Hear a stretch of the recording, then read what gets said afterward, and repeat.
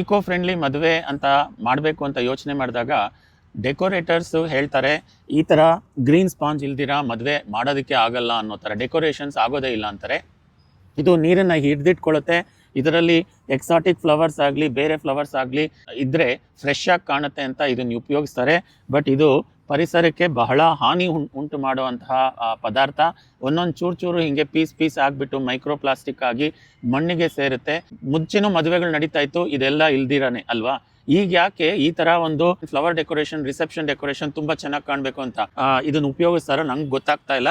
ಯಾಕಂದ್ರೆ ಈ ಚೆಂಡು ಹೂವು ಮತ್ತೆ ಈ ಸೇವಂತಿಗೆ 2 ದಿನ ಆದ್ರೂ 3 ದಿನ ಆದ್ರೂ ಚೆನ್ನಾಗೇ ಇರುತ್ತೆ. ಹಾಗೇನೆ ಈ ತರಹದ ಪರಿಸರಕ್ಕೆ ಹಾನಿಯಾಗುವಂತಹ ಪದಾರ್ಥಗಳನ್ನು ಉಪಯೋಗಿಸಿ ಮದುವೆ ಮಾಡಬೇಡಿ.